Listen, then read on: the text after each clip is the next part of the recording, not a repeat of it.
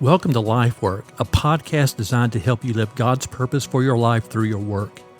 Many of us have spent years in church hearing sermons and Bible studies on various topics, but work is often overlooked, even though the Bible has a lot to teach us about this important issue. This podcast helps you understand and embrace God's plan for your work. The more you learn about God's design for work and see His involvement in it, the more you'll embrace His calling and find greater purpose and fulfillment in life. Lifework is all about living with purpose through our work. I'm your host, Stan Norman, and my co-host is Rhynne Putman. Today we are recording in the Manley Chapel at Williams Baptist University, where I serve as president and Rhynne serves as academic dean. If you want to contribute to the conversation with a question, suggestion, or guest recommendation, please visit williamsbu.edu/lifeworkpodcast. Before we get into today's episode, here's a brief ad from Williams Baptist University about an upcoming event on our campus. Hey everyone, I'm Emma. I'm a freshman here at Williams, and here's why you should come to Preview Day. 1 year ago, I came for a Preview Day on my birthday, and it was the best birthday I ever had. I got to tour campus, meet some amazing professors, and right from the start, it felt like home. Everyone was so welcoming, and I knew this was a place where I belonged. If you're thinking about college and want to experience the heart of WBU, you should come to Preview Day. Coming to Preview Day is the perfect way to get a real feel for campus life. Whether it's your birthday or not, treat yourself next Friday, October 25th to our Preview Day. Let's dive right into our conversation. What was the first job you remember having? I did some The non-parent job. grunt work for my friend's dad, who was in construction from here and there. But my first paid job, regular job, I turned 16 and I wanted to drive to school. So in order to drive to school and to get places, my parents said, you got to go to work. 16 years old, I worked at Office Max store 594 across the street from the Wolf Chase Galleria in Memphis. And I ended up working at Office Max, not just that store, but I worked at Office Max's for 7 years after that. It was sometimes grueling and monotonous. You know, working in retail is one of those things that sometimes you think, what is the real purpose of this exercise? I mean, I'm selling products to customers that you know the main profit margins are being delivered to the corporate overlords, not to me. You know, I mean, what great purpose do I have in all of this?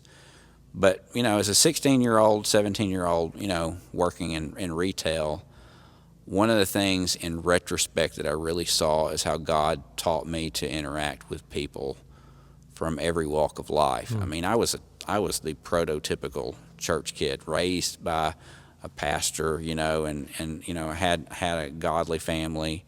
And it was really, you know, some of my first exposure to real lostness, for one thing. And I had some great opportunities for sharing my faith. And at the time I was going through evangelism explosion.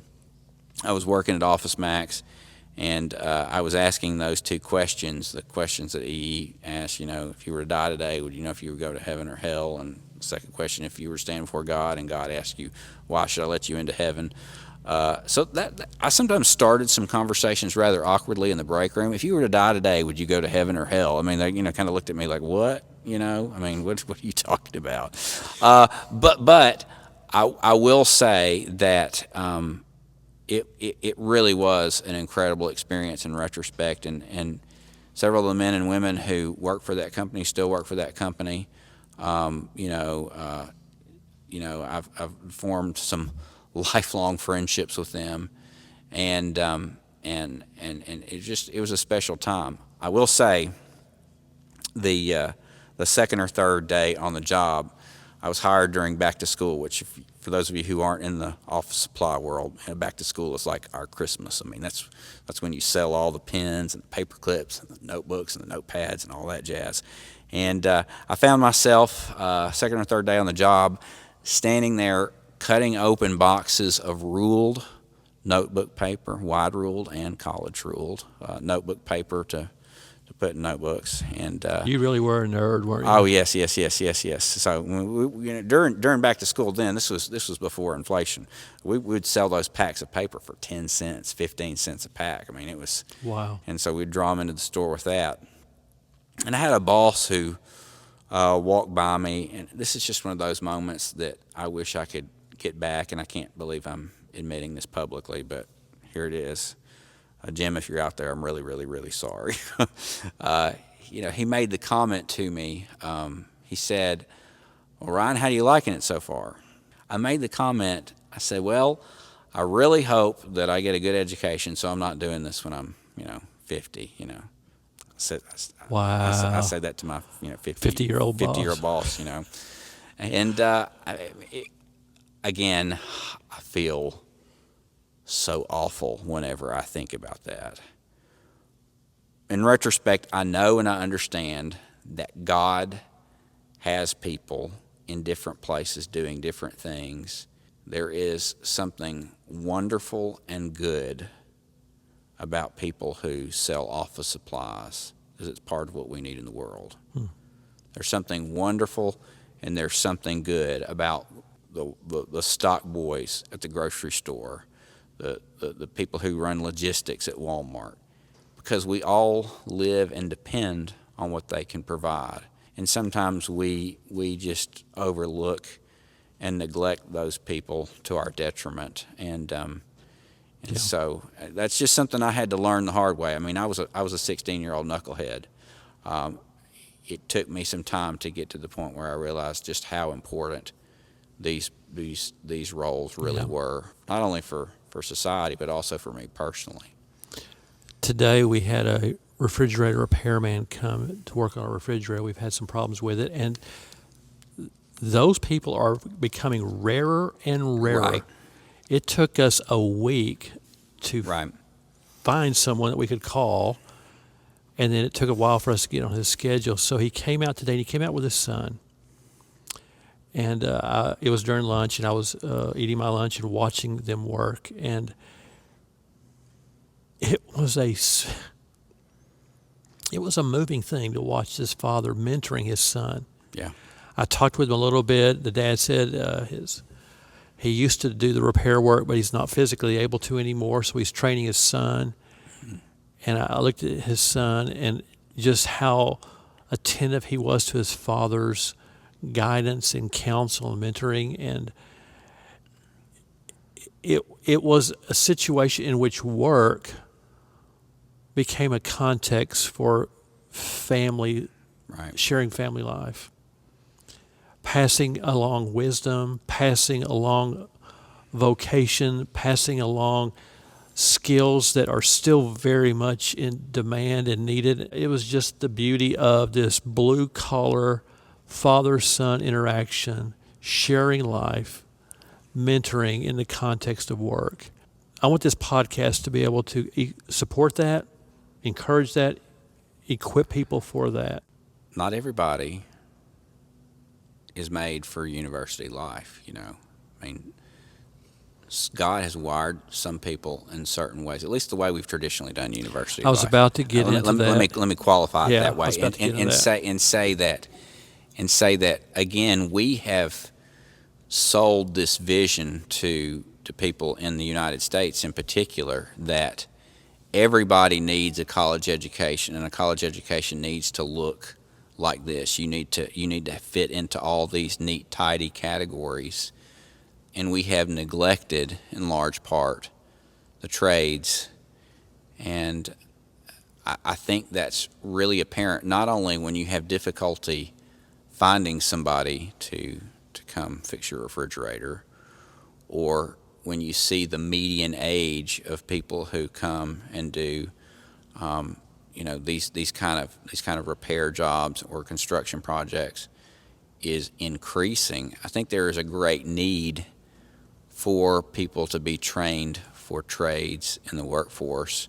It's vital to our economy, but I think what we can do in our unique setting, and I don't want to steal your thunder, is that we can have the happy marriage of preparing students to work in skilled trades and have a more fully formed Christian worldview that takes into account classical liberal arts. I mean, They're familiar with, history. They're familiar with great literature. They're familiar with the natural sciences. But at the same time, they have a clear understanding and purpose that my job as a butcher, my job as a farmer, my job as a small engine repair guy, Yeah. is shaped by mission and purpose Yeah. that God has given me. And I think that what we can do, given our unique setting here, is that we're not making students make the choice between a quality Christian liberal arts education that is shaped and anchored in a Christian worldview and having workforce ready skills. Right. You can have both. That's right.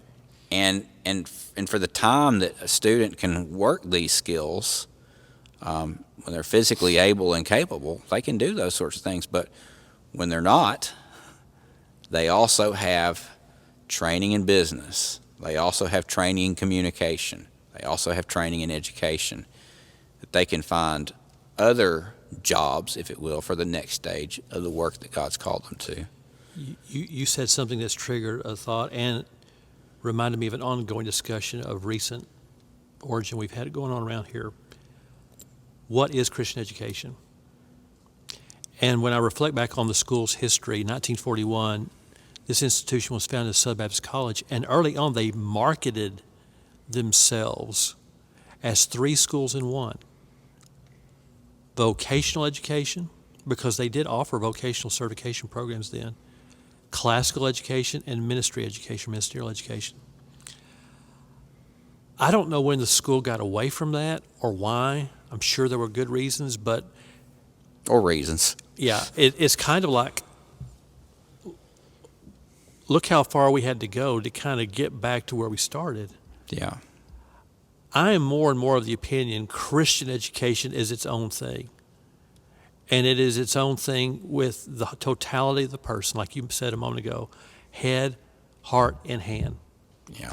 And the plumber deserves to be able to frame his life and his or her vocation in a biblical worldview as much as an attorney or a doctor or any white-collar position. Yeah. And so I just think there's an incredible opportunity for us to dig down into this thing of work and to explore all of it for all of living as a disciple in all facets of life, and especially in all facets of work. I have a theory as to what happened to Christian universities. I've not fully fleshed this out, but it happened in the 1950s and 60s when evangelicals were trying to create an identity for themselves that was separate from fundamentalism. Mm-hmm. One of the things that they really leaned into was the intellectual life. And, figures like Carl F.H. Henry and others, men who did incredible things for evangelical Christianity in the 20th century, they really did want Christian universities to follow this sort of trajectory where they would become like the evangelical Harvard. Yep. Like we were creating spiritual Ivy Leagues. Well, I've heard that the faculty here at certain points were having those discussions about becoming that kind of school here, and I'm thinking that's not going to work. I think that was the in vogue conversation in the mid 20th century, and I think that a generation of administrators, a generation of scholars, not just here, but a lot of evangelical universities felt the pressure to do that again, to separate themselves from the anti-intellectual fundamentalists, or what they perceive to be the anti-intellectual fundamentalists. They went down this path, and I think a lot of evangelical schools. I look at our curriculum. We tried to carbon copy each other. Yep. We tried to do the same thing everybody else is doing. In a more sophisticated way, what my theory is, I think it's high school FOMO. Yeah. I think these Christian schools were just afraid of missing out, and they wanted to be like everybody else. In order to be like everybody else, this peer pressure, right, to belong and to fit in, you've got to do certain things a certain way, and they abandon the uniqueness and the beauty Right. that is Christian education, Right. of which work is a big part. So in that sense, there's a bit of, in my own life and journey, my own walk with the Lord, a sense of wonder of rediscovering something that is a beautiful thing. Yeah. Why don't we kind of wrap up this discussion at this point, and then we can tackle some additional topics in our next podcast. You good with that? Sounds good. If you're struggling with your calling or career, or what you've been hearing on this podcast resonates with you, please reach out to us through the form that's on the website. We'd love to help. If we can't assist you directly, we'd like to point you in the right direction. Please follow Williams Baptist University on Facebook, Instagram, and X for podcast updates. You can also visit williamsbu.edu/Lifework podcast to contribute to our conversation and find additional platforms to listen. If you'd prefer to watch this episode, you can find out how on our webpage at williamsbu.edu/Lifework podcast. Thanks again for listening.